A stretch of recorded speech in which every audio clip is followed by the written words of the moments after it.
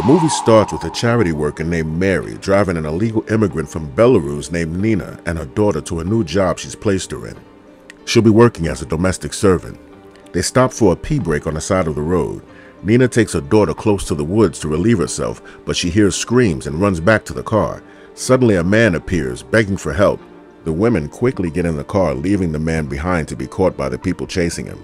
The charity worker says in this country it's better to mind your business. They arrive at Luther's house where she'll be working. Mary leaves and Luther gives her a tour of the house. She asks about the animal heads on the wall. He informs her that hunting and catching meals is a tradition in this town, and he's the town butcher. She looks at the picture and he tells her that that's his great-great-grandfather who was a pilgrim that landed on Plymouth Rock, and now they started the tradition of the harvest, which is like Thanksgiving. That night she sees there's no cell phone service. She wakes up in the morning and her daughter's not there. She runs downstairs in a panic, only to find her daughter having breakfast with Luther. She starts coughing and Luther offers her an old tea remedy that will cure it. They hear a noise from the basement and Luther says it's raccoons and for her not to go down there. They start a tour of the property, and when they get to his barn he says, "This is where I dry my meats, and it's not included in your responsibility, so stay out." Nina is cleaning and doing chores around the house while Luther is cutting meat. While she's preparing dinner, Luther throws something down on her cooking station. He says, "I just cut her some deer meat." Later that night, Nina is coughing again and he gives her some tea from an old family recipe. She drinks it and immediately gets lightheaded, so he sends her to get some rest. She stumbles upstairs and passes out. The next day she brings Luther something to drink and he sees she's still coughing. He insists she drinks more tea. She's reluctant, but she drinks it anyway. She wakes up later that night groggy and falls back to sleep. In the morning, while Nina's doing yard work, Luther leaves the property. A man emerges from the woods calling out to her. She's scared, so she runs into the house. Later, when Luther returns, she tells him about the man. He says, "When you're done, I want you to come outside. I have something to show you." He takes her to the woods to hunt deer. When it's time for her to kill one, she can't do it. They get scared and run away. Luther is pissed. He tells her next time an outsider trespasses on his property to blow his head off. Later, she sees that man again. He introduces himself as Andreas and tells her that his car broke down miles down the road and he needs a phone. Suddenly, Luther knocks him down with his shotgun. After he explains why he's on his property, Luther then apologizes for hitting him. Later, Nina is nursing his head wound while Luther fixes his glasses.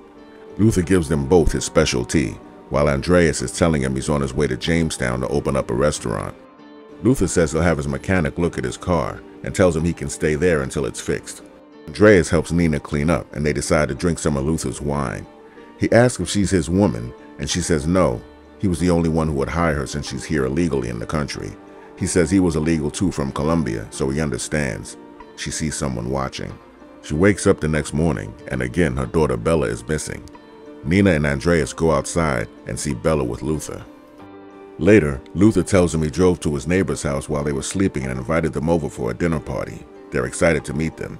He takes Nina upstairs and gives her a red dress to wear for the festivities. He says he knows she'll look delicious in it. She gets dressed for the dinner. When she goes downstairs and joins the party, he introduces her as Nina from Belarus, and all the guests say, "Hello, Nina from Belarus," in unison. They all start to ask very inappropriate questions about her home country, so Nina grabs Andreas and takes him upstairs. Andreas wants her to come with him when his car is ready, but Nina declines because she wants to stay and work to get money to take care of her daughter.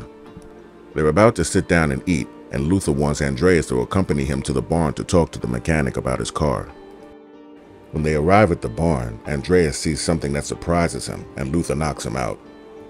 Nina goes looking for Andreas, but Luther tells her that he left, and that Colombians are flaky and can't be trusted. He gives her more tea, and while she's in a euphoric state, Luther and a dinner guest perform some sort of satanic ritual on her. The next morning while cleaning, she sees blood on the floor and wonders what's behind the basement door. That night, she goes to investigate. When she reaches the living room, Luther surprises her and tells her it's not wise to snoop around in the dark.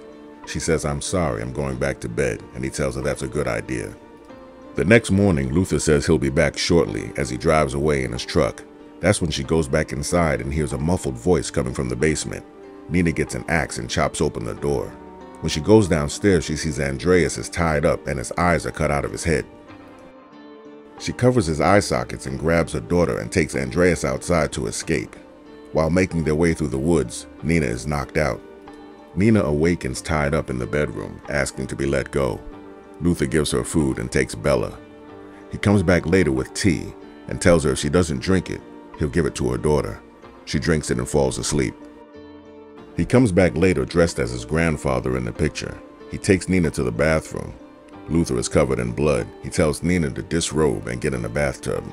He says he'll raise Bella as his own, while dunking Nina in the water, reciting a ritualistic prayer. He tells her they start preparation tomorrow and takes her back to the bedroom. The next morning he brings her breakfast. She's begging him to let her and her daughter go. She'll do anything he wants. He says it doesn't work like that. She wants to know why he's doing this to them. He says because you people keep coming to our country, we're trying to protect our way of life. He makes her eat and drink more tea and tells her that they have a very big night tonight. That night at the dinner table, Nina is tied up and everyone is dressed in their ritualistic clothing.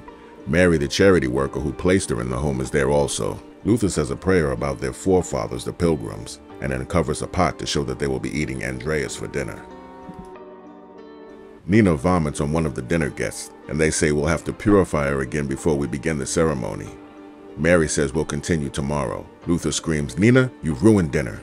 Luther takes Nina to the basement and ties her up in front of her daughter. He says, "I was really hoping to keep your sacrifice civil, but we're way past that now." Bella removes the tape, and Nina gets her to pass her the scissors to help them escape. She tapes a knife to her leg, but Bella finds a shotgun. Bella goes upstairs and shoots one of the guests. Luther sees that Nina is gone, so he and Mary search the property.